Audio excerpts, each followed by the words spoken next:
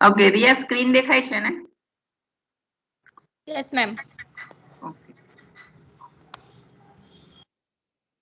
आज लगभग पीडीएफ में तने पीडीएफ नहीं पण वर्ड फाइल मोकलावेली छे ने क्रिटिसिज्म नी આ બાકી છે શાયદ. ओके चलो नो प्रॉब्लम छता જોઈ હા લેજે અગર મોકલાવેલી હોય હા તો જોઈ લેજે બરાબર સારું અને ના મોકલાવી હોય તો મને મેસેજ કરી દેજે ને નહીં તો હું મોકલાવી જ દઈશ આ હા પતે બરાબર ઓકે.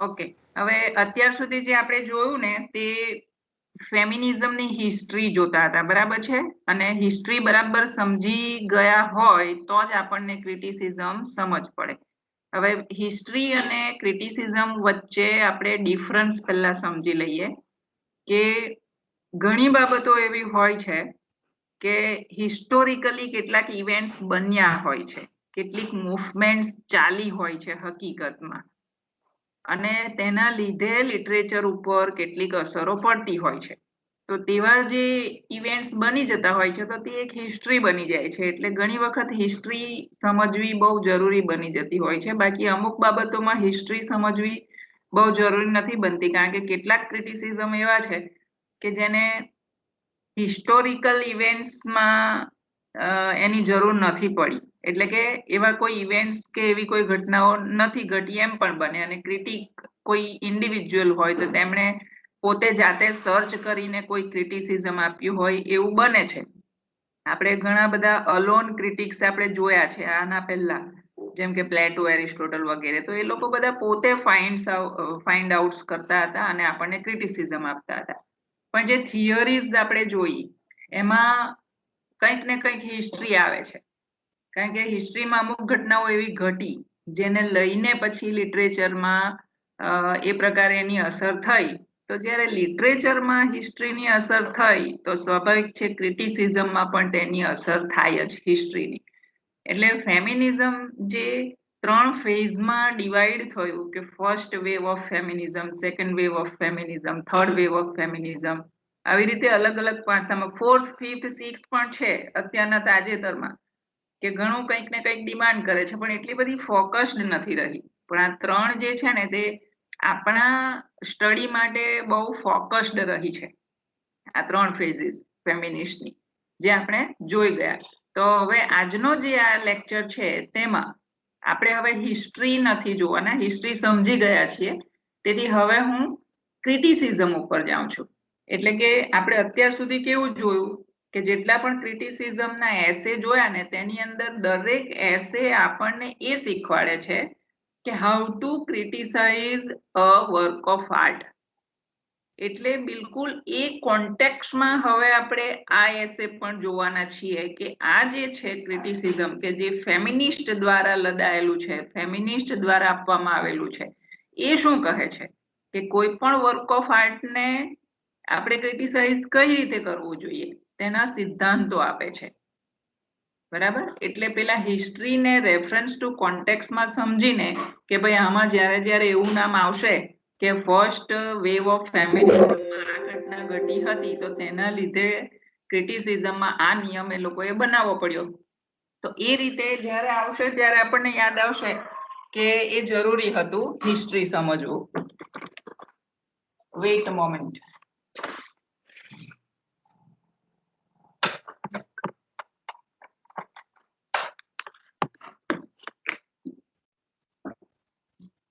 એટલે હવે આપણે કેટલાક પ્રિન્સિપલ્સ જોઈશું કે ફેમિનિસ્ટ લિટરરી ક્રિટિસિઝમ જે છે તે આપણને કેવા સિદ્ધાંતો આપે છે એટલે હવે આપણે બિલકુલ ટ્રેક ઉપર આવી જઈશું અત્યાર સુધી આપણે ડિસ્ટ્રેક તો ના કહી શકીએ પણ હિસ્ટ્રી જોવા સમજવા ગયા હતા તે સમજી લીધા બાદ હવે આપણે સીધા ટ્રેક ઉપર આવીએ છીએ કારણ કે આપણું પેપર ક્રિટિસિઝમનું છે બરાબર એટલે આ પેપર પણ સમજાવી દઉં છું કે અગર ફેમિનિસ્ટ લિટરરી ક્રિટિસિઝમ ઉપર કોઈ પણ ક્વેશ્ચન પૂછાય છે તો આ એક રીત છે લખવાની આ જે એસે અહીં બતાવી રહી છું તે રીત છે એની કે આવી રીતે લખાશે એટલે કે આની અંદર તમે હિસ્ટ્રીના જે અમુક બાબતો છે તેમાં જે પણ યાદ આવી જાય તે પણ લખી શકશો ઉમેરી શકશો અને બીજું કશું ઉમેરું મૂકવું ના હોય તો પણ આ જ્યારે ક્રિટિસિઝમનો એસે છે વાંચો ત્યારે યાદ અપાવી જ દે છે કે ફર્સ્ટ વેવ ઓફ અને second wave of feminism, third wave of feminism આ હતું તે હતું,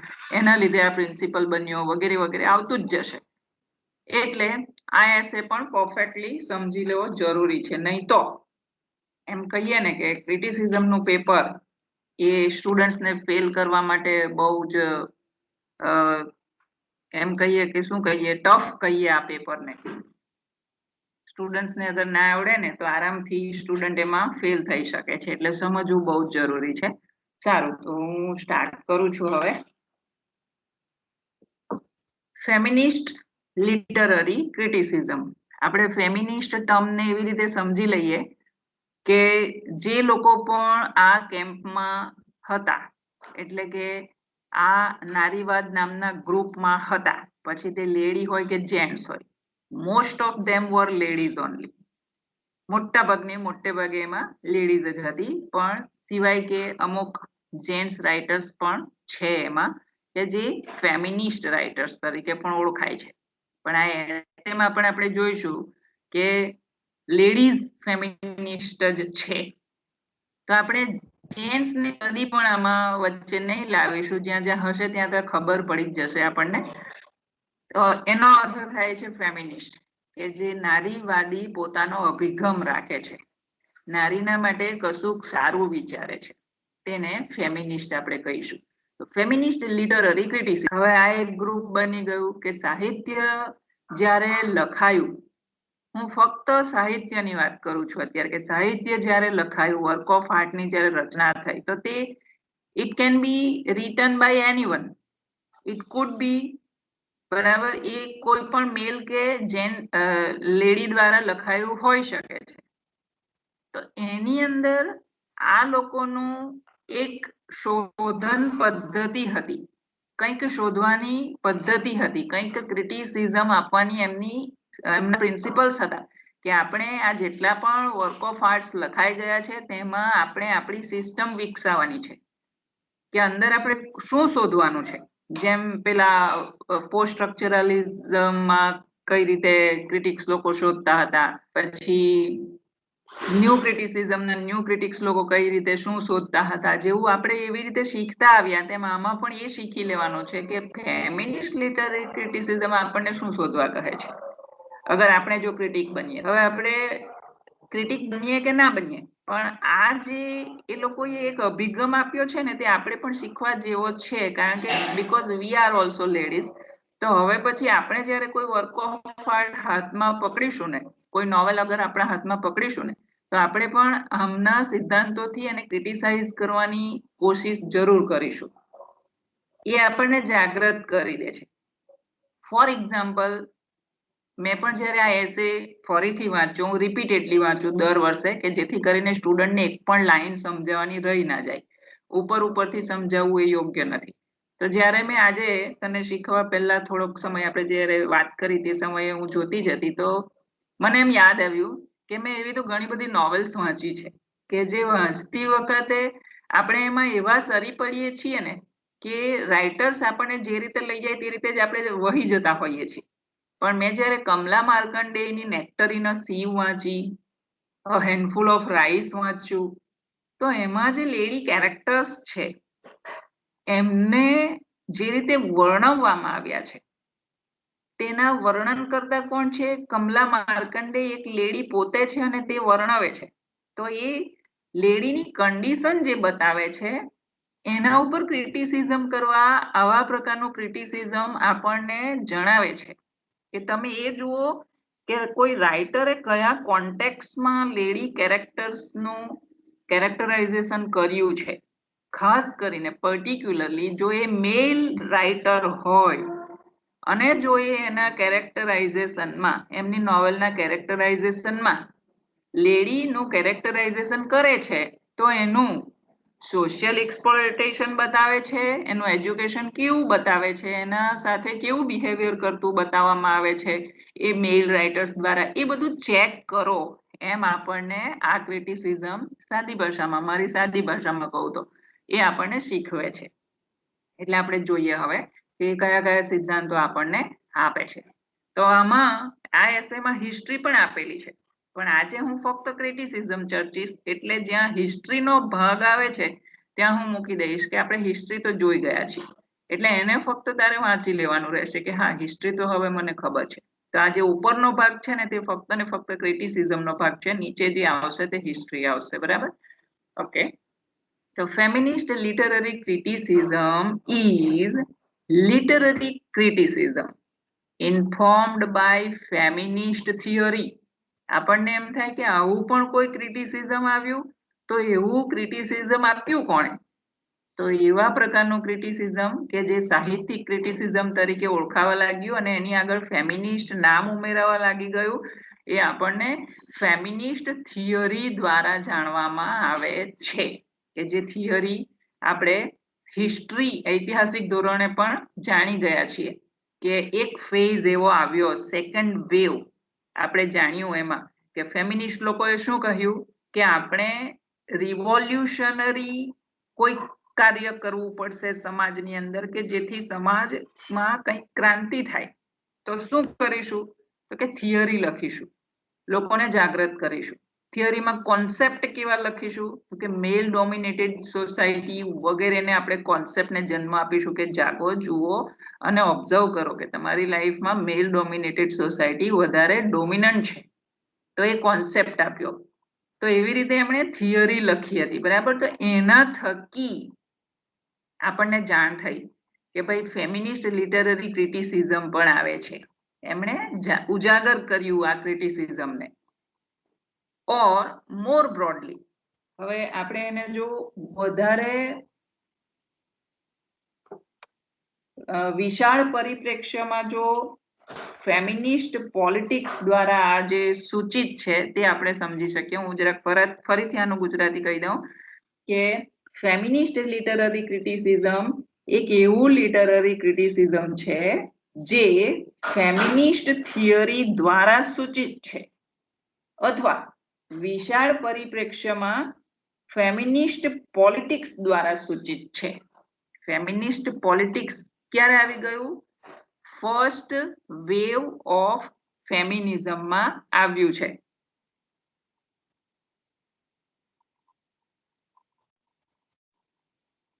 રિયા, એક જ મિનિટ. હા,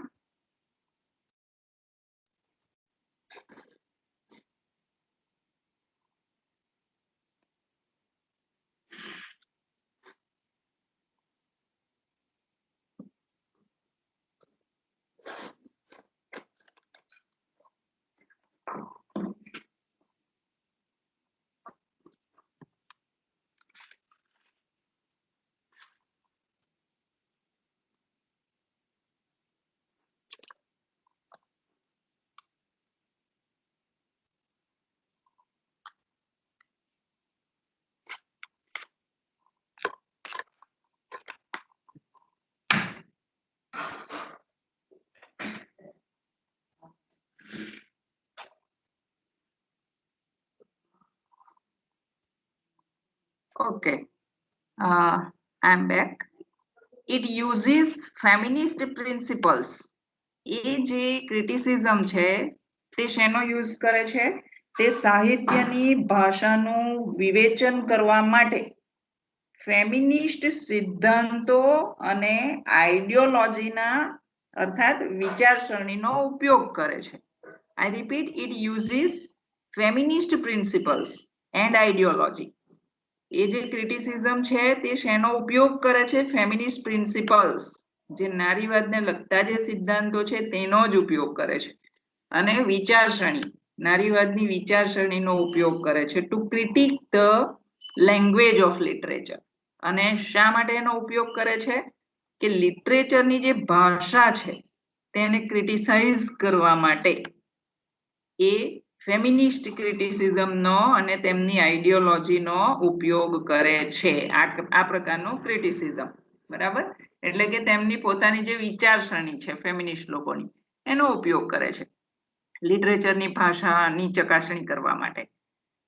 This school of thought seeks to analyze and describe the ways in which literature portrays the narrative of male domination by exploring the economic, social, political and psychological forces embedded within literature. આ પ્રકારની જે સંસ્થા છે ને ક્રિટિસિઝમની, feminist literary ક્રિટિસિઝમની સંસ્થા, એને આપણે સંસ્થા કહીશું હવે, બરાબર છે? તો આ પ્રકારની જે સંસ્થા છે એ અમુક પ્રકારોનું પૃથક્કરણ અને વર્ણન કરવા ઈચ્છે છે.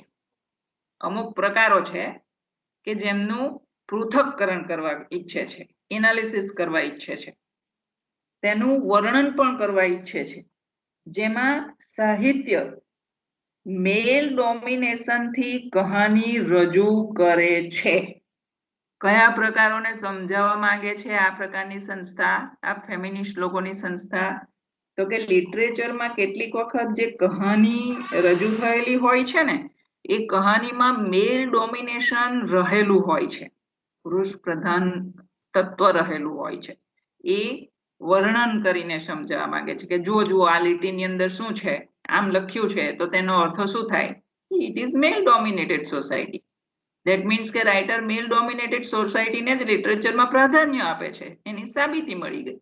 આ રીતે એ કંઈક લીટીઓ ઉપર અંડરલાઈન કરીને શોધવા માંગે છે અને તેને વર્ણન કરીને લોકોને સમજાવવા માંગે છે. આ ક્રિટિસિઝમ એ કરવાનું કામ કરે છે કે જ્યાં પણ એ લિટરેચર વાંચવા બેસશે, જ્યાં પણ એમને એવા સ્ટેટમેન્ટ્સ દેખાશે રાઇટર દ્વારા લખાયેલા કે જ્યાં સાબિત થશે કે ભાઈ અહીં મેલ ડોમિનેશન દેખાઈ રહ્યું છે, તો એ અંડરલાઈન કરેલી બાબતને વર્ણન કરશે કે જુઓ આ લિટરેચર પ્રાધાન્ય કોને આપે છે અને કોને દબાવમાં રાખે છે, દબાવી રાખે છે, કઈ બાબતને લેસ ઇમ્પોર્ટન્સ આપે છે.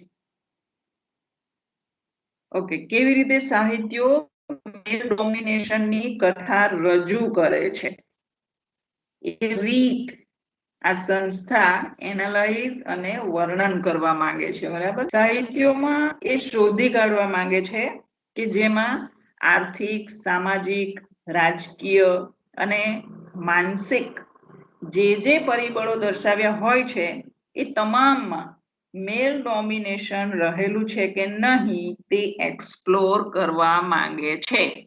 હવે કોઈ પણ લિટરેચરમાં સોશિયલ તો પિક્ચર બતાવ્યું જ હોય ને, પોલિટિકલ પણ કેટલીક વખત હોય છે, પછી કેટલીક સાયકોલોજીકલ તો હોય જ છે. સોશિયલ અને સાયકોલોજીકલ આ તો ખાસ હોય છે કેરેક્ટરાઇઝેશનમાં. ઇકોનોમિક કન્ડિશન પણ બતાવેલી હોય છે કે કોઈ હીરો કે લેડી પ્રોટેગોનિસ્ટ કે મેલ પ્રોટેગોનિસ્ટ કેવા ફેમિલીમાંથી આવે છે, તેમની ઇકોનોમિક કન્ડિશન કેવી છે. તો આવા બેકગ્રાઉન્ડમાં જે લખાણ લખ્યું હોય છે તેમાંથી આ પ્રકારનું ક્રિટિસિઝમ એ શોધવાની કોશિશ કરે છે કે એમાં મેલ ડોમિનેશન છે કે નહીં. અગર વર્કિંગ ક્લાસ આપણને બતાવ્યો હોય કોઈ નોવેલની અંદર તો તેમાં એ જોવામાં આવે કે કોઈ લેડી હોય એ ઘરે બેસેલી હોય અને કોઈ મેલ હોય એ કશેક વર્કિંગ કરવા માટે જતો હોય, તો એ પણ મેલ ડોમિનેશન જ સૂચવે છે. એ લેડીને ઘરે બતાવી છે અને મેલને બહાર જતા બતાવ્યો છે. She can not earn money, તો એની સાથે ડિસ્ક્રિમિનેશનનો વ્યવહાર થઈ રહ્યો છે. આવી રીતે શોધી કાઢવામાં આવે, બરાબર? એટલે દરેક લીટીમાં અહીં ક્રિટિસિઝમ રહેલું છે. આ રીતે લખીશું તો જ ખ્યાલ આવશે કે આપણે કઈ ક્રિટિસિઝમ લખી રહ્યા છીએ. Okay, this way of thinking and criticizing works, આવી રીતે વિચારવું અને વર્ક્સનું ક્રિટિસાઇઝ કરવું can be said to have changed the way literary texts are viewed and studied, as well as changing the canon of what is taught. આવા પ્રકારના thinking અને ક્રિટિસાઇઝિંગ એમ કહેવાય છે કે લિટરરી ટેક્સ્ટને જે રીતે જોવાય છે, જે રીતે અભ્યાસ કરાય છે એ રીતમાં બદલાવ લાવી દીધો છે. આ ફેમિનિસ્ટ લિટરરી ક્રિટિસિઝમે એંગલ જ, જોવાનું દ્રષ્ટિબિંદુ જ બદલી નાખ્યું છે. એમણે લોકોને એટલા જાગૃત કરી દીધા છે કે હવે કોઈ પણ વર્ક ઓફ આર્ટ અગર હાથમાં આવે, માની લો કે આ શીખ્યા પછી આપણા જેવા પણ, અમે તો જો કે જોતા થઈ જ ગયા લિટરરી કોઈ પણ વર્ક ઓફ આર્ટ અમારા હાથમાં આવે તો, કારણ કે બહુ પહેલા સ્ટડીમાં આવી ગયેલું, હવે તમારા હાથમાં એ અત્યારે આવ્યું તો તમે એ જાગૃત થઈ ગયા, ઉજાગર થઈ ગયા, તો તમે પણ એ રીતે જ તમારા વર્ક ઓફ આર્ટને ક્રિટિસાઇઝ કરશો કે આમાં ફેમિનિસ્ટ પોઈન્ટ ઓફ વ્યૂ આપણે જોવો પડે કે કેવું બતાવ્યું છે એમ. તો એના લીધે શું થયું કે એમને એ લિટરેચરને જોવાની રીતમાં બદલાવ લાવી દીધો આ ક્રિટિસિઝમે, અને શીખવાડવામાં આવી રહ્યું છે તેમાં પણ ચેન્જ લાવી દીધો છે. એટલે કે આ રાઇટર્સ જે લોકો છે એ પોતાની ટેક્સ્ટથી અંદર જાત જાતનું રાઇટિંગ કરીને જે શીખવી રહ્યા છે રીડર્સને, તો એમાં પણ ચેન્જ લાવી દીધો છે. કારણ કે હવે રાઇટર્સ લોકોને પણ ખબર જ હોય કે અમે કશું પણ લખીશું ને તો લેડીની જે કન્ડિશન બતાવીશું ને તો ફેમિનિસ્ટ લિટરરી ક્રિટિક્સ જે છે એ લોકોનો આમાં બહુ જ સાઉન્ડ ઊભો થશે, અમને એ રીતે ક્રિટિસાઇઝ કરશે એ લોકો. એટલે હવે લિટરેચરમાં પણ થોડોક ફેરફાર આવ્યો છે. એટલે બહુ જ એમ ઇન્સલ્ટિંગ વે પણ એમાં નથી બતાવવામાં આવતા લેડી કેરેક્ટર્સને. જોકે જે કન્ડિશન હોય છે તે જરૂર દર્શાવાય છે, પણ મેલ ડોમિનેશન એમાં વધારે નથી બતાવવામાં આવતું. Its history has been broad and varied, from classic works of 19th century women authors such as George Eliot and Margaret Fuller to cutting-edge theoretical work in women's studies and gender studies by third wave authors. Any history પણ એટલી વિશાળ અને જુદી જુદી રહી છે તે તો આપણે 2 દિવસ સુધી જોઈ, બરાબર છે કે અલગ અલગ ફેઝમાં, અને દરેક ફેઝમાં એક જુદી કહાની છે, તો એ વિશાળ રહી છે. 19th સેન્ચુરીના જે ક્લાસિક વર્ક્સ કે જે વિમેન રાઇટર્સે આપ્યા છે, વિમેન ઓથર્સ જેવી કે જોર્જ એલિયટ, માર્ગારેટ ફુલર અને કેટલાક થર્ડ વેવ લેડી રાઇટર્સ આપણે ગઈકાલે જે જોયેલા હતા તેમાં જે લેડી રાઇટર્સ હતા તેવા, જે વિમેન સ્ટડીઝ અને જેન્ડર સ્ટડીઝ ઉપર જે થિયોરેટિકલ વર્ક્સ આપ્યા છે, એ થર્ડ ફેઝમાં જે લોકોએ વિમેન સ્ટડીઝ ઉપર અને કેટલાક થિયોરેટિકલ વર્ક્સ આપ્યા છે, એ જે સામાન્ય રીતે 1970 પહેલા 1970 પહેલા feminist literary criticism, feminist literary criticism, આઈ રિપીટ, સામાન્ય રીતે 1970 પહેલા ફેમિનિસ્ટ લિટરરી ક્રિટિસિઝમ કે જે ફર્સ્ટ અને સેકન્ડ વેવ ઓફ ફેમિનિઝમનો સમય હતો, એ બધા વર્ક્સ વિમેન્સ ઓથરશિપ અને લિટરેચરમાં વિમેન્સ કન્ડિશનને રિપ્રેઝેન્ટ કરવા સાથે સંબંધ ધરાવતા હતા. આ લોકોએ જે કંઈ પણ ફર્સ્ટ અને સેકન્ડ વેવમાં જે થિયોરેટિકલ અને વિમેનને લગતા જે પણ રાઇટિંગ્સ આપ્યા ને તેના વિશે કહ્યું છે કે લિટરેચરમાં વિમેન્સ કન્ડિશન્સને રિપ્રેઝેન્ટ કરવા સાથે સંબંધ ધરાવતા હતા. વિમેન ઓથરશિપ પણ હોવી જોઈએ એવું સેકન્ડ વેવમાં પણ માનવામાં આવ્યું છે કે ફક્ત ને ફક્ત મેલ જ કેમ લખ્યા કરે છે, આપણે કેમ નથી લખતા, આપણી કન્ડિશન આપણે બેટર વે રિપ્રેઝેન્ટ કરી શકીએ છીએ. તો વિમેન ઓથરશિપ ઉપર પણ ભાર વધ્યો ફર્સ્ટ અને સેકન્ડ વેવ દરમિયાન. ઓકે, અને તેમાં કાલ્પનિક ફિમેલ કેરેક્ટર્સનું ચિત્રણ પણ સંકળાઈ જ જાય છે.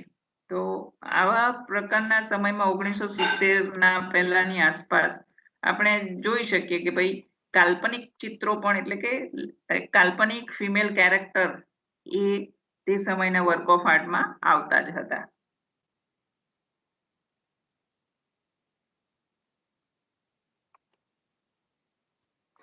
યસ, અહીં 1970 ની વાત હું કરી ગઈ છું કે 1970s in the first and second wave of feminism was concerned with women's authorship and the representation of women's condition within literature, including the depiction of fictional female characters. અહીં સુધી કહી ગઈ છું. In addition, feminist criticism was concerned with the exclusion of women from the literary canon. આ જે લખ્યું છે ને કે ઇન એડિશન વધુમાં ફેમિનિસ્ટ ક્રિટિસિઝમ લિટરરી ધોરણમાં સ્ત્રીને બાકાત રાખવા સાથે સંબંધ ધરાવે છે. કહેવાનો મતલબ એ છે કે આ ફેમિનિસ્ટ ક્રિટિક્સ લોકોએ એ જોયું કે શા માટે લિટરેચરના માધ્યમમાં લિટરેચરના ધોરણમાં સ્ત્રીને બાકાત રાખવી જોઈએ, એમને અંદર ઇન્ક્લુડ કરવી જોઈએ, નહીં કે એક્સક્લુડ કરવી જોઈએ. તો એમણે એ પણ શોધી કાઢ્યું ક્રિટિસિઝમ થકી કે મોટાભાગના લિટરેચરમાં સ્ત્રીને એક્સક્લુડ કરવામાં આવતી હતી, તેમના તરફ દુર્લક્ષ સેવવામાં આવતું હતું, મોટે ભાગે પાત્ર લેખન ઓછું કરવામાં આવતું હતું. એ પ્રકારે એમણે પોતાના ક્રિટિસિઝમ થકી ચકાસી નાખ્યું કે મોટાભાગના વર્ક ઓફ આર્ટમાં એક્સક્લુઝન હતું લેડી કેરેક્ટર્સનું. બરાબર. હવે આપણે જોઈએ કે લોઇસ ટાયસન શું કહે છે.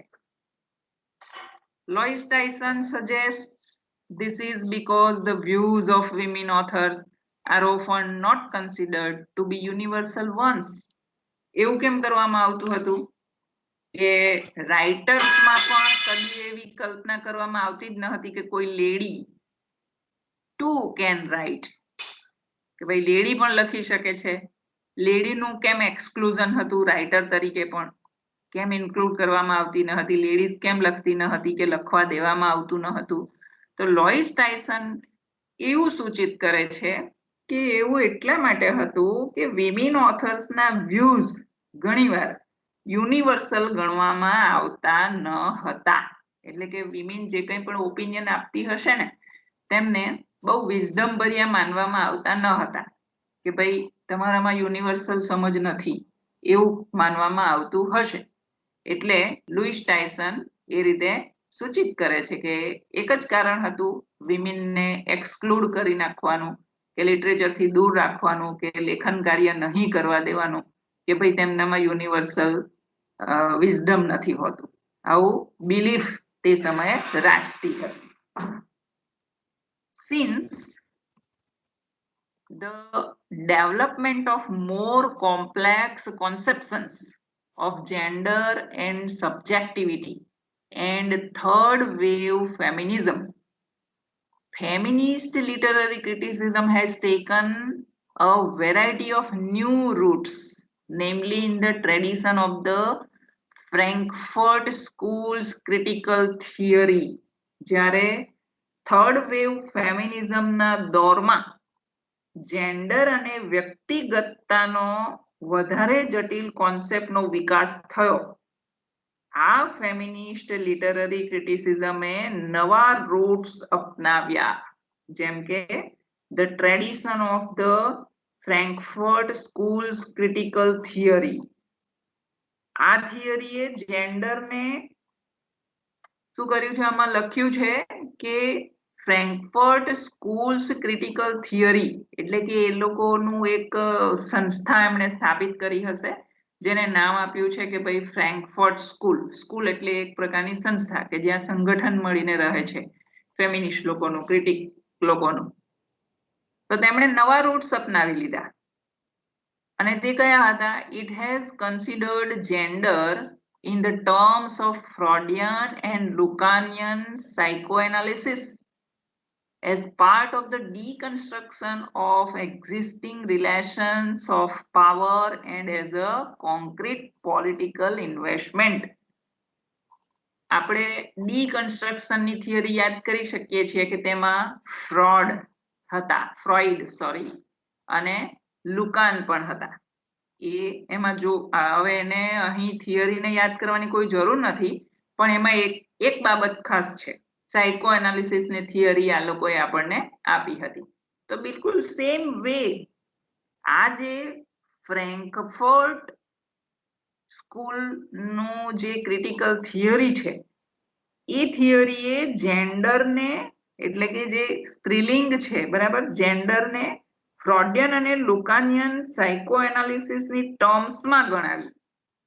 એ લોકોએ પોતાની સ્ટાઇલ કેવી બતાવી જુઓ કે ફ્રોડિયને જે થિયરી આપી હતી, લુકાનિયન જે થિયરી કહેવાય છે સાયકો એનાલિસિસની, એવા પ્રકારે વ્યાખ્યાયિત કરી છે, એમની ટર્મ્સમાં ગણાવી છે. Gender as a part of deconstruction of existing relations of power and as a concrete political investment.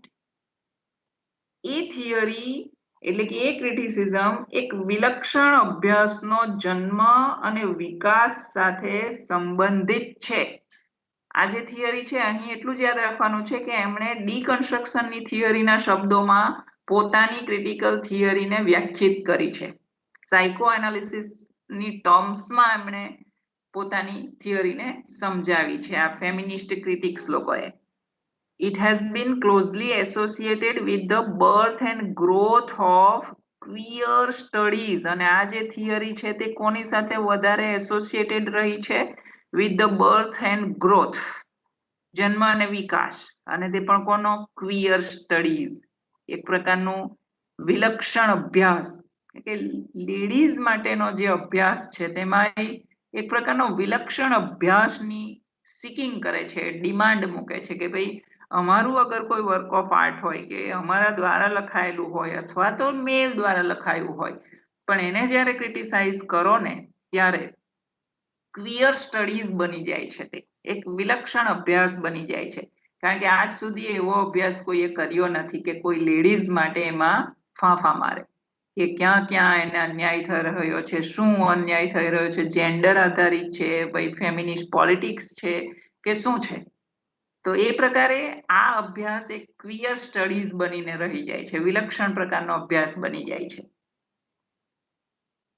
The more traditionally central feminist concern with the representation and politics of women's lives has continued to play an active role in criticism. વધુ પરંપરાગત રીતે અને central feminist બની રહેલાઓએ, central feminist કોને કહેવાય? કે અમેરિકાથી એ start થયું હતું ફેમિનિઝમ, બરાબર છે, ફર્સ્ટ વેવ ઓફ ફેમિનિઝમ. તો એમાં જેટલા પણ બધા ફેમિનિસ્ટ હતા એ બધા સેન્ટ્રલ કહેવાય. તો એ બધા જે સેન્ટ્રલ ફેમિનિસ્ટ બની રહેલાઓ એમણે શું કર્યું કે જે ફેમિનિસ્ટ તરીકે પણ પ્રતિનિધિત્વ કરતી રહી અને વિમેન્સ પોલિટિક્સમાં પણ રહી, એ લોકોએ ફેમિનિસ્ટ ક્રિટિસિઝમમાં પણ સક્રિય ભૂમિકા ભજવવાનું ચાલુ રાખ્યું. એક તો એ લોકો ફેમિનિસ્ટ ક્રિટિક પણ બની રહી સેન્ટ્રલ ફેમિનિસ્ટ તરીકે, પોલિટિક્સમાં પણ એ લોકોએ ભાગ લીધો અને ક્રિટિસિઝમમાં પણ તેમણે ઝંપલાવ્યું છે અને ચાલુ રહી છે પાછી. એટલે બહુ જ આ ફેમિનિસ્ટ એક્ટિવિસ્ટ બનીને રહી છે.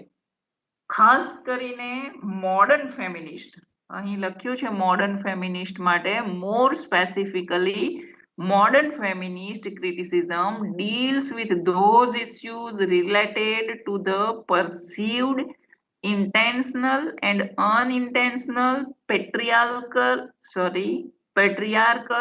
programming within key aspects of society, including education, politics, and the workforce. આનો મતલબ શું છે કે ખાસ કરીને મોડર્ન ફેમિનિસ્ટ, આપણે મોડર્નિઝમની હિસ્ટ્રી જાણીએ છીએ, 20th સેન્ચુરીથી સમજી લઈએ કે જે ફર્સ્ટ વર્લ્ડ વોર થયું ત્યાર પછી જે મોડર્ન એરા થયો તે, તો તે જે મોડર્ન ફેમિનિસ્ટ છે ક્રિટિસિઝમમાં, એ મોડર્ન ફેમિનિસ્ટ ક્રિટિસિઝમ એવા ઇશ્યુઝ સાથે ડીલ કરે છે જે સમાજમાં, એજ્યુકેશનમાં, પોલિટિક્સમાં અને વર્કફોર્સમાં જે ઇન્ટેન્શનલ કે અનઇન્ટેન્શનલ, એટલે કે જાણી જોઈને કે પછી ન જાણીને, અજાણતા પેટ્રિયાર્કલ પ્રોગ્રામ સ્વરૂપે મળી આવે છે એવા ઇશ્યુઝને ક્રિટિસાઇઝ કરે છે. કહેવાનો મતલબ એ છે સાદી ભાષામાં કે જ્યારે વર્ક ઓફ આર્ટમાં જાણીએ કે અજાણીએ એજ્યુકેશન કંઈક બતાવ્યું હોય, કંઈ પોલિટિક્સ બતાવ્યું હોય, કોઈ વર્કફોર્સ બતાવ્યો હોય, એટલે કે બધા જે અંદર જે પાત્રો જે કામ કરતા હોય છે તે, કે પછી કોઈ સમાજનું ચિત્રણ કર્યું હોય, બરાબર, તો એમાં છે ને કેટલાક રાઇટર્સ લોકો જાણી જોઈને અથવા તો અજાણતામાં પેટ્રિયાર્કલ પ્રોગ્રામિંગ કરતા હોય છે.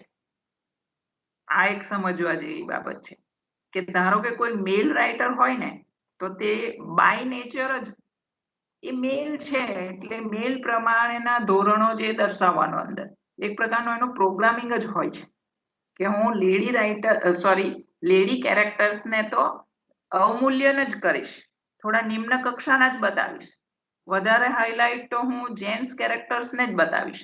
આ રીતનું કેટલાકનું પ્રોગ્રામિંગ જ હોય છે. તો આ જે મોડર્ન ક્રિટિક્સ છે ફેમિનિસ્ટ, એ લોકો આમાં આવા પ્રકારના ઇશ્યુઝ શોધી કાઢે છે વર્ક્સ ઓફ આર્ટની અંદર કે રાઇટરે આ શું કર્યું છે, અહીં શું બતાવ્યું છે. મોડર્ન ફેમિનિસ્ટ ક્રિટિક્સ જે આવ્યા તેમણે આ પ્રકારના ઇશ્યુઝ સાથે ડીલ કરવા માંડ્યું ક્રિટિસિઝમની અંદર. એટલે બહુ વેધકતાથી તેમણે શોધવા માંડ્યું કે ઘણી જગ્યાએ એવા કોઈ પ્રોગ્રામિંગ તો નથી ને રાઇટર્સના કે ભાઈ લેડીઝને આવી રીતે જ વર્ણવી જોઈએ, એ રીતે જ બતાવે છે એમ. તો એ પ્રોગ્રામિંગને એ લોકો શોધતા થઈ ગયા. લીઝા ટટલ, એક જ minute. Lisa Tuttle has defined feminist theory as asking new questions of old texts. Lisa Tuttle feminist theory ને કેવી રીતે મૂલવે છે, કેવી રીતે વ્યાખ્યાયિત કરે છે? New questions of old text. એ વ્યાખ્યા આપતા એમ કહે છે, આ ફેમિનિસ્ટ થિયરી એટલે શું, તો એની વ્યાખ્યા આપતા લીઝા ટટલ એમ કહે છે કે ભાઈ જૂની ટેક્સ્ટ બુક્સોમાં નવા ક્વેશ્ચન્સ ઊભા કરવા એટલે ફેમિનિસ્ટ થિયરી. જૂનું ઘણું બધું એવું લિટરેચર લખાઈ ગયું, હવે જે ફેમિનિસ્ટ લોકો ઊભા થયા, ક્રિટિક્સ લોકોનું જાગરણ થયું, ઉદ્ભવ્યા ક્રિટિક્સ લોકો, ફેમિનિસ્ટ ક્રિટિક્સ ઉદ્ભવી ગઈ, તો તેમણે નવા ક્વેશ્ચન્સ કરવાના ઊભા કરી દીધા. તો એક સરસ વ્યાખ્યા તેમણે આપી છે કે ભાઈ ફેમિનિસ્ટ થિયરી એટલે શું, તો તેમણે એમ કહ્યું કે new questions of old text. She cites the goals of feminist criticism as, હવે આ ઘણું ઇમ્પોર્ટન્ટ છે કે લીઝા ટટલે છે ને ફેમિનિસ્ટ થિયરી અથવા બીજા શબ્દોમાં ફેમિનિસ્ટ ક્રિટિસિઝમના કેટલાક ગોલ્સ અંકિત કર્યા છે. આપણે એમ કહીએ ને કે આપણો લાઈફમાં ગોલ શું, આપણું ઓબ્જેક્ટિવ શું, તો ઘણા ગોલ્સ હોય છે ને આપણા, તેવા આ થિયરી કે ક્રિટિસિઝમના પણ ગોલ્સ છે કે અમારે શું શોધવું છે. તો આ 6 જેટલી બાબતો અહીં આપી છે તે તો ખાસ એ ફેમિનિસ્ટ થિયરીના ગોલ્સ છે. એ આપણે વન આફ્ટર અનધર આપણે જોઈશું. તો એમણે આ રીતે સાઇટ કર્યા છે, કેટલાક અંકિત કર્યા છે, ટાંક્યા છે કે આ ગોલ છે ફેમિનિસ્ટ થિયરીના, જેને ખાસ આપણે વર્ણવવાની કોશિશ કરવાની છે આપણા સપ્લિમેન્ટરીમાં આન્સરમાં, અગર ફેમિનિસ્ટ ક્રિટિસિઝમ પૂછાય છે તો. બરાબર, તો કયા કયા ગોલ છે આ થિયરી, કયા ગોલને મેળવવા ઝંખે છે? To develop and uncover a female tradition of writing. સ્ત્રીની લખાણ પરંપરાને ઉજાગર અને વિકાસ કરવા માટે. આ એમનો સૌથી પહેલો ગોલ છે ફેમિનિસ્ટ થિયરીનો કે ભાઈ સ્ત્રી કેમ નથી લખતી, સ્ત્રીમાં આપણે ઉજાગર કરવું પડે આપણે આ વસ્તુ કે સ્ત્રીઓએ પણ લખાણ લખવાનું છે અને તેનો વિકાસ કરવાનો છે. તો to develop and uncover a female tradition of writing, એટલે લેડીઝે પણ લખવું જોઈએ, એ તેમનો ગોલ રહ્યો છે. બરાબર. Second, to interpret symbolism of women's writing so that it will not be lost or ignored by the female point of view. Second જે છે તે મહિલાઓના લેખનના પ્રતીકવાદનું અર્થઘટન કરવા માટે કે જેથી તે પુરુષના દ્રષ્ટિકોણથી લુપ્ત ના થઈ જાય, ખોવાઈ ના જાય અથવા દુર્લક્ષ ના સેવાય, તે માટે. અહીં કહેવાનો મતલબ શું છે સમજો કે મહિલાઓના જે લેખન છે એટલે કે વર્ક ઓફ આર્ટ છે કે જે મહિલાઓ દ્વારા લખાયું છે તેમાં તેમણે કશેક ને કશેક સિમ્બોલિઝમ તો કર્યું હશે, અમુક સિમ્બોલ મૂક્યા હશે કે જે કંઈક ગર્ભિત અર્થ સૂચવતું હશે. તો તેને કેટલાક મેલ લોકો શું કરે ખબર છે, એમના સિમ્બોલિઝમને હસી નાખે અથવા દુર્લક્ષ સેવે અથવા તો જુદું અર્થઘટન કરે જાણી જોઈને, એની ઇમ્પોર્ટન્સ જ નહીં આપે. તો આ જે ગોલ છે તે એ છે કે મહિલાઓના લેખનમાં જે પ્રતીકવાદ હોય છે, જે સિમ્બોલિઝમ હોય છે, તેનું અર્થઘટન કરવા માટે આ થિયરીની જરૂર છે કે જેથી તે પુરુષના દ્રષ્ટિકોણથી લુપ્ત ના થઈ જાય. કારણ કે પુરુષનો દ્રષ્ટિકોણ કંઈક અલગ જ હોય છે, ક્યાં તો તે દુર્લક્ષ સેવે છે, ક્યાં તો તે પોતાનો જ દ્રષ્ટિકોણ અપનાવીને એ સિમ્બોલિઝમને સમજે છે અને સમજાવે છે. જે યોગ્ય દ્રષ્ટિકોણ હોય છે તે એ નથી આપતો કોઈને, એની ચાલાકી હોય છે પુરુષની એ પ્રકારની. તો એવી રીતે આ જે સિમ્બોલિઝમ છે ખોવાઈ ના જાય, લુપ્ત ના થઈ જાય, એ આ લોકોનો એટલે કે ફેમિનિસ્ટ ક્રિટિસિઝમનો ગોલ છે કે જેઓ મહિલાઓના લેખનમાં સિમ્બોલિઝમનું અર્થઘટન કરે. તો ખાસ એ લોકો સિમ્બોલિઝમનું અર્થઘટન પણ કરી આપે છે કે અગર કોઈ લેડી રાઇટર હોય અને તેમણે કોઈ વર્ક ઓફ આર્ટ લખ્યું હોય અને અગર તેમાં કોઈ સિમ્બોલિઝમનો યુઝ કર્યો હોય તો આ જે ક્રિટિસિઝમ છે, ફેમિનિસ્ટ ક્રિટિસિઝમ, એ સાચું સિમ્બોલિઝમ સમજાવે છે. જ્યારે તમે એના જ ઉપર કોઈ બીજા ક્રિટિક દ્વારા લખાયેલું ક્રિટિસિઝમ જોશો તો તમને એમ થશે કે આમણે કંઈક અલગ રીતે ક્રિટિસિઝમ આપ્યું છે. અહીં મને ખાસ એક બાબત યાદ આવે છે. માની લો કે આપણા હાથમાં કોઈ લેડી રાઇટરે આ પરિપ્રેક્ષ્યમાં જ કોઈ વર્ક ઓફ આર્ટ આપ્યું હોય અને TYBA ના ધારો કે સ્ટડીમાં એ મૂકી દીધું હોય, બરાબર છે. હવે આપણા હાથમાં શું આવે ખબર છે, ગાઈડ, પોપ્યુલર કૃત કે પછી ગજાનન કૃત. એટલે સ્ટુડન્ટ શું કરે ખબર છે કે એમને જ ભગવાન સમજે, એમને ગાઈડ અને ટેક્સ્ટ બુક વચ્ચેનો ડિફરન્સ પણ નથી ખબર હોતો. તો પોપ્યુલર અને ગજાનન છે શું? એ રિટાયર્ડ પ્રોફેસર્સ લોકો છે. અને મેં તો મોટે ભાગે એમાં જેન્ટ્સ પ્રોફેસર્સને જ જોયા છે. એમની દુકાન ઉપર આપણે જઈએ ને, સુરતમાં આવી છે તને તો ખબર હશે, તો બધા એ રિટાયર્ડ પ્રોફેસર્સ છે અને મેલ પ્રોફેસર્સ છે. તો જે લેડી રાઇટરે નોવેલ લખ્યો હોય કે ડ્રામા લખ્યો હોય એમાં જે કેરેક્ટરાઇઝેશન કર્યું હોય, જે સિમ્બોલાઇઝેશન આપ્યું હોય, તે સિમ્બોલાઇઝેશનને એ રિટાયર્ડ પ્રોફેસર્સ કે જે મેલ છે તે કેવું ઇન્ટરપ્રિટેશન કરીને આપશે? પોતાના દ્રષ્ટિકોણથી ઇન્ટરપ્રિટેશન કરીને ગાઈડમાં લખી દેશે અને તેમને ગાઈડ લખવાના પૈસા મળી જાય છે. એ લોકો વેચે છે, ઘણા બધા જ સ્ટુડન્ટ્સ ગાઈડ ખરીદે છે, તેના પૈસા તેમને મળી જાય છે, રાઈટ? તો આ શું થયું? એક મેલના દ્રષ્ટિકોણથી આપણે તે વર્ક ઓફ આર્ટને જોઈ રહ્યા છીએ અને આપણને એ વર્ક ઓફ આર્ટના સિમ્બોલિઝમનું સાચું દ્રષ્ટિબિંદુ કોણ આપશે? ફેમિનિસ્ટ ક્રિટિસિઝમ જ આપશે. અગર કોઈ ફેમિનિસ્ટ ક્રિટિકે કોઈ ગાઈડ એના વિશે લખી હોય ને તો આપણને યોગ્ય દ્રષ્ટિકોણ મળી રહેશે. કહેવાનો મતલબ આ છે, એટલે મેં આ એક્ઝામ્પલ આપીને સમજાવવાની કોશિશ કરી છે, બરાબર? એમ કહેવા માંગે છે આ બીજા નંબરનો જે ગોલ છે ફેમિનિસ્ટ ક્રિટિસિઝમનો, તે આ છે કે ભાઈ સિમ્બોલિઝમને રાઈટ વે શોધી કાઢવાનું છે અને અર્થઘટન કરવાનું છે. ત્રીજો ગોલ આપણે જોઈએ આવા પ્રકારના ક્રિટિસિઝમનો, ટુ રીડિસ્કવર ઓલ્ડ ટેક્સ્ટ. કે ભાઈ ભૂતકાળમાં જેટલી પણ ટેક્સ્ટ લખાઈ ગઈ છે ને તેમાં પણ રીડિસ્કવર કરો, કારણ કે આપણને કંઈ ઉલટું સૂઝવવામાં આવ્યું છે. આપણે કંઈ ઉલટું નથી ભણી ગયા ને, તો ફરીથી તેમને એ ટેક્સ્ટને ફંફોસો અને તેમાં જે કંઈક પણ કર્યું છે, થયું છે, તેને ક્રિટિસાઇઝ કરો અને આપો રીડર્સને. તો ટુ રીડિસ્કવર ઓલ્ડ ટેક્સ્ટ આ ગોલ છે તેમનો. Fourth, to analyze women writers and their writings from a female perspective. ચોથા નંબરનું શું છે કે લેડીઝ રાઇટર્સના લખાણોને નારીવાદી અભિગમ દાખવીને એનાલિસિસ કરવા માટેનો ગોલ છે. કોઈ મેં પહેલા જ કહ્યું તેમ કે અગર કોઈ લેડીએ લખ્યું હોય તો લેડી વિશેનો જે અભિગમ છે, નારીવાદનો જે અભિગમ છે, તે અપ્લાય કરીને તેને ચકાસો. Number 5, to resist sexism in literature. પાંચમો નંબર શું છે? સાહિત્યમાં લૈંગિકતાનો પ્રતિકાર કરવો. સાહિત્યમાં કેમ જેન્ડર ડિસ્ક્રિમિનેશન પણ કેમ આવે છે સાહિત્યમાં, એનો પ્રતિકાર થવો જોઈએ કે સાહિત્યમાં લેડી કેરેક્ટરને જેન્ટ્સ કેરેક્ટરને સરખું પ્રાધાન્ય મળવું જોઈએ.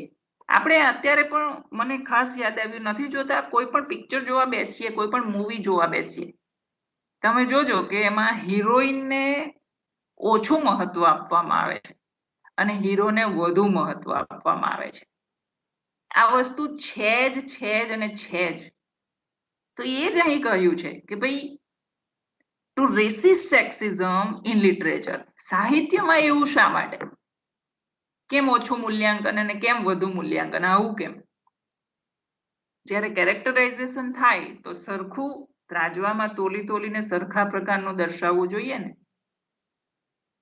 એન્ડ નંબર 6, છઠ્ઠો ગોલ આ ક્રિટિસિઝમનો શું છે? Two increase awareness of the sexual politics of language and style.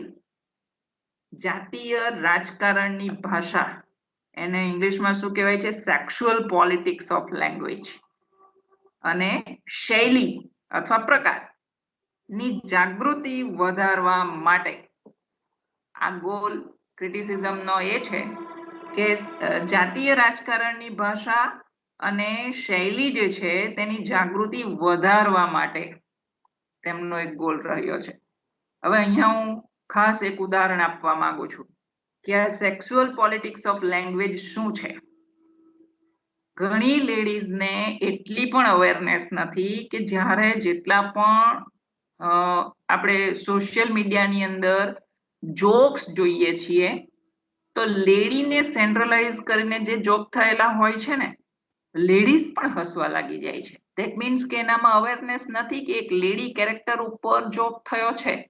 એવી તો કેટલીય બાબતોમાં જેન્ટ્સ લોકો એવા જોક્સ ફેરવે છે અને આપણે તેમાં સહમત થઈ જઈએ છીએ અને હા હા કરી બેસીએ છીએ.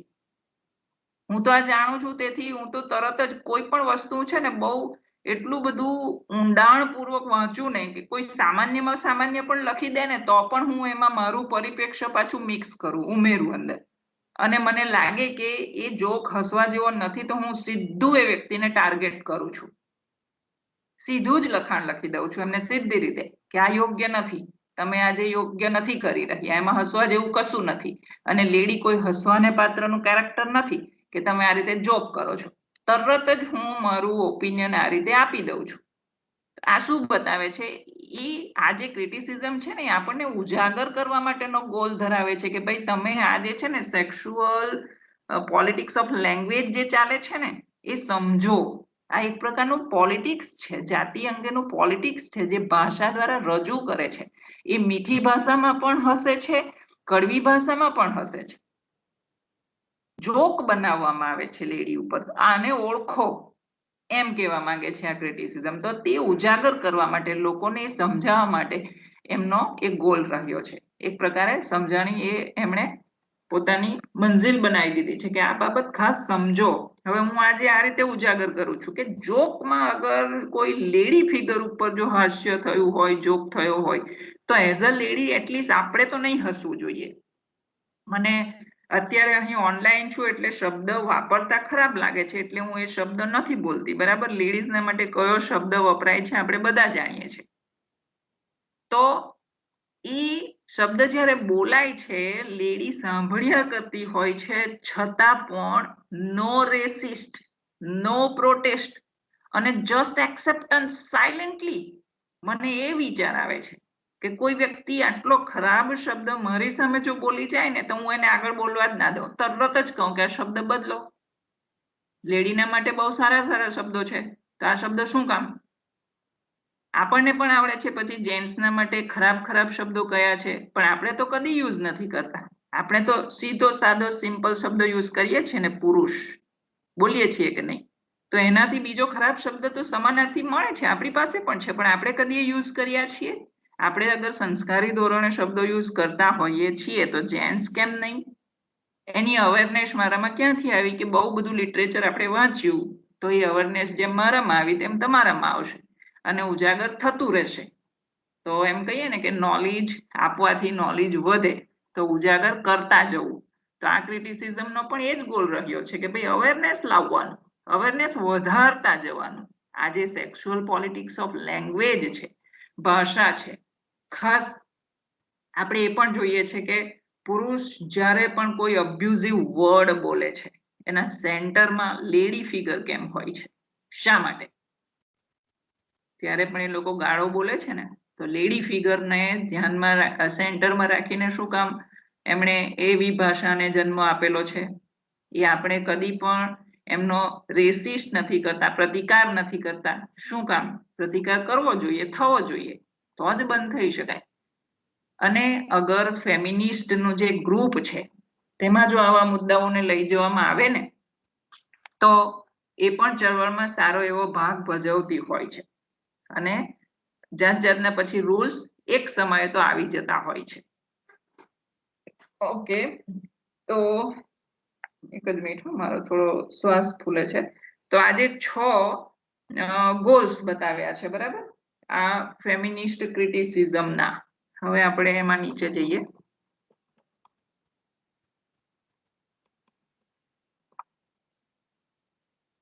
Sussanne લાન્સર thinks about feminist literary critique as asking how feminist literary and critical the critique practices are and how the practices are feminist literary and critical. એમણે કેવું વાક્ય આપ્યું છે જુઓ કે વાઇસ વર્સા. આ વાક્યને પહેલા ક્યાં સુધી અટકાવીશું? આર પાસે. અને ત્યાર પછી જે વાક્ય છે તેને ઉલટું લખી દીધું છે. કહેવાનો મતલબ એમનો એમ છે કે સુઝાન લાન્સર ફેમિનિસ્ટ લિટરરી ક્રિટિક, એટલે કે જે વિવેચન છે તે ક્રિટિક અહીં લખ્યું છે. ફેમિનિસ્ટ લિટરરી ક્રિટિકને આ ફેમિનિસ્ટ સાહિત્યિક અને ક્રિટિકલ કેવી વિવેચન પ્રથાઓ છે, અને હવે ઉલટું આવે છે, આ પ્રથાઓ કેવી ફેમિનિસ્ટ સાહિત્યિક અને ક્રિટિકલ છે એ વિશે કહે છે. આ સુઝાન લાન્સર એ રીતે આપણને કહે છે. હવે નીચે કેટલીક મેથડ્સ આપેલી છે, એમ્પ્લોયડ મેથડ્સ, એટલે કે કાર્યરત પદ્ધતિઓ. ક્રિટિસિઝમમાં અત્યારે પણ જે કાર્યરત પદ્ધતિઓ છે તેમની કેટલીક નોટ્સ અહીં આપેલી છે, આપણે જોઈ જઈએ ઝડપથી. Feminist scholarship has developed a multitude of ways to unpack literature in order to understand its essence.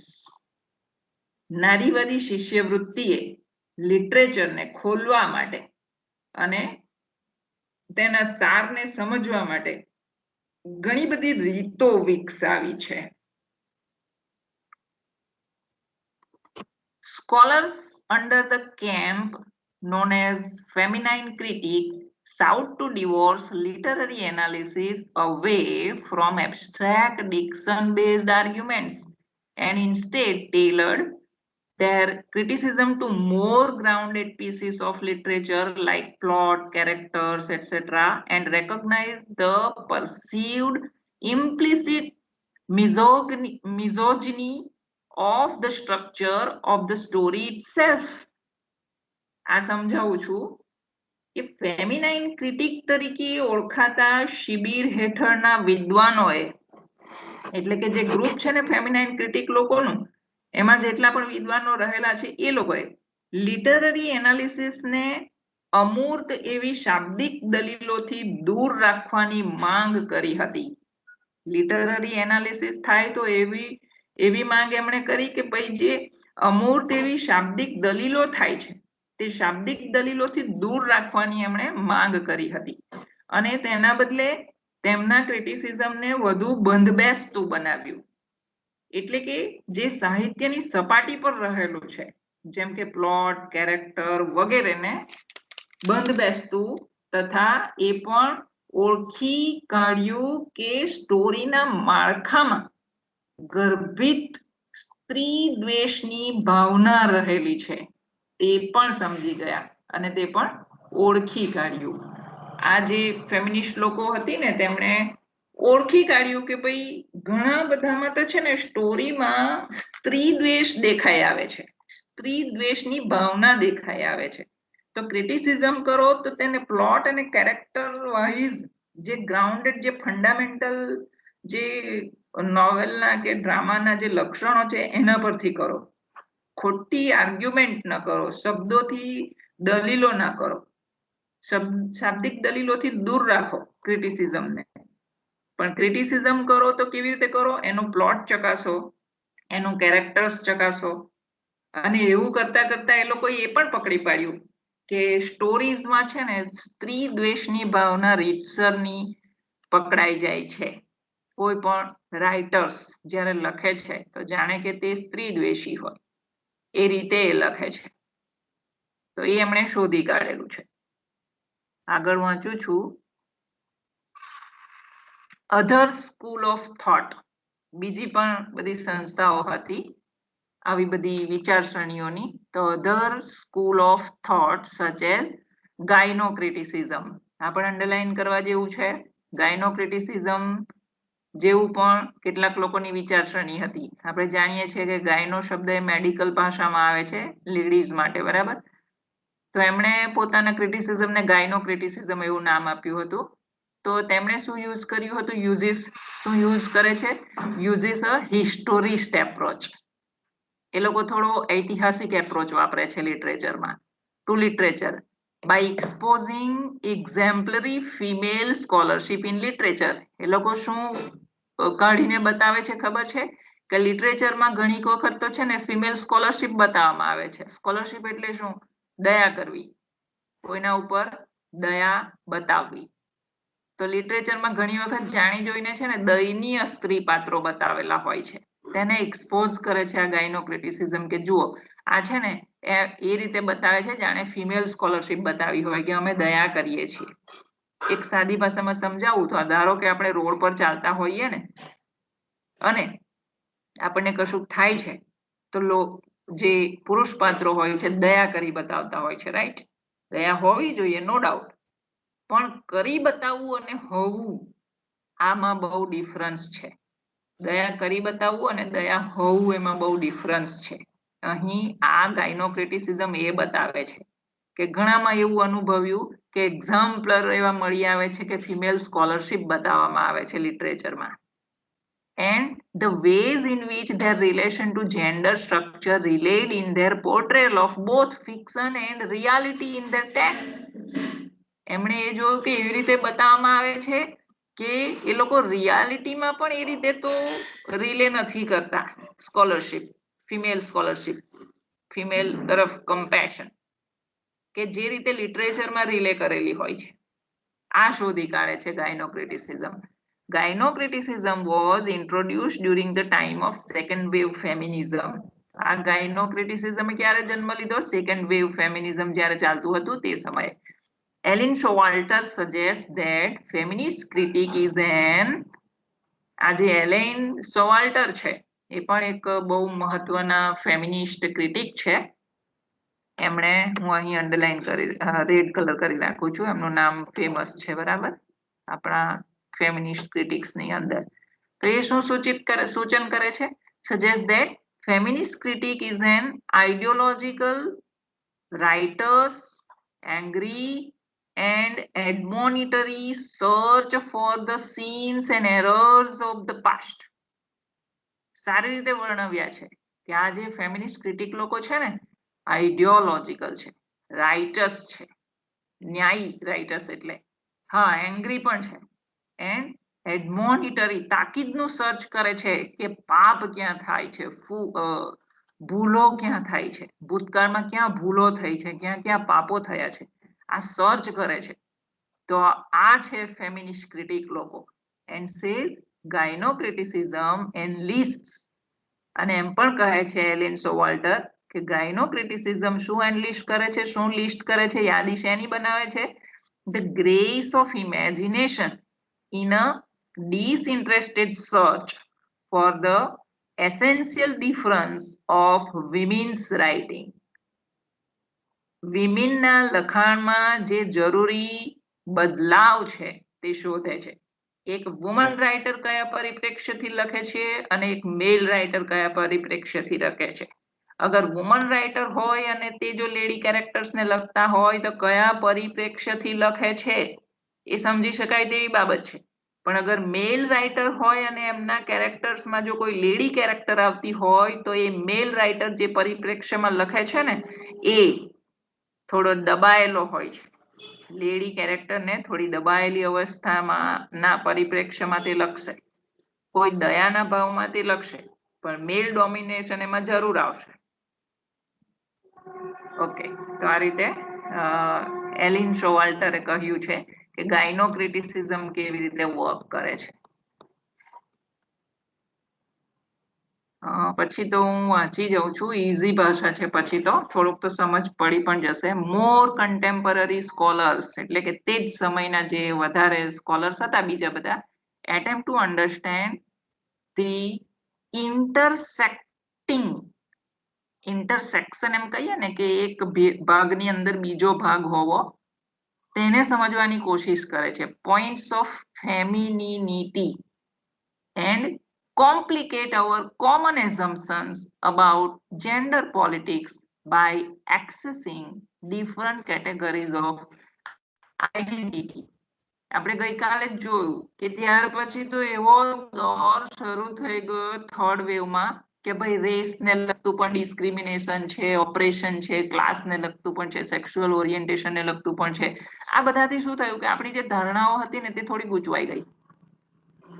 તો એ જ અહીં કહેવાની કોશિશ કરેલી છે કે મોર કન્ટેમ્પરરી સ્કોલર્સ, જે વધારે તે સમયના જે વિદ્વાનો હતા, તેમણે આને થોડું કોમ્પ્લિકેટેડ કરી નાખ્યું આ ક્રિટિસિઝમને કે ભાઈ race, class, sexual orientation etcetera વગેરેને લગતું પણ બધું શોધવાનું હોય, એને લગતી પણ આઈડેન્ટિટી શોધવાની હોય, એટલે ક્રિટિસિઝમ થોડું ટફ થતું જાય પછી કે કેટલું શોધીએ ને કે ક્યાં શોધીએ, કેવી રીતે શું સમજ પડે કે ભાઈ આઈડેન્ટિટીનો પ્રશ્ન છે સ્ત્રી માટે, તો કઈ બાબતને લઈને આઈડેન્ટિટીનો પ્રશ્ન છે. આ બધું ગૂંચવણ ઊભું કરતું જાય. The ultimate goal of any of these tools is to uncover and expose patriarchal underlying tensions within novels and interrogate the ways in which our basic literary assumptions about such novels are contingent on female subordination. ટૂંકમાં બધાનો goal એક જ હતો કે ભાઈ મેલ domination શોધી કાઢો અંદરથી, અને એ શોધી નાખો કે એમાં ફિમેલ સબોર્ડિનેશન બતાવ્યું છે કે નહીં, ફિમેલને ગૌણ બતાવી છે કે નહીં, એ શોધી નાખો. In this way the accessibility of literature broadens to a far more inclusive and holistic population. Moreover, works that historically received little or no attention given the historical constraints around female authorship in some cultures are able to be heard in their original form and unabridged. This makes a broader collection of literature for all readers insofar as all great works of literature are given exposure without bias towards a gender influence system. Okay, આમાં અગર નહીં સમજાયું હોય તો હું ફરીથી આવતીકાલે સમજાવીશ, પણ અહીં પૂરું કરું છું. બરાબર, થોડી હજુ બાકી છે અને ટૂંકમાં એકાદ કે બે ત્રણ વસ્તુઓ બાકી છે, ત્યાર પછી હિસ્ટ્રી શરૂ થાય છે. ઓકે, સારું, ચલો. તો થોડું અવાજ મારો અટકે છે એટલે હું પૂરું કરું છું. જી મેમ.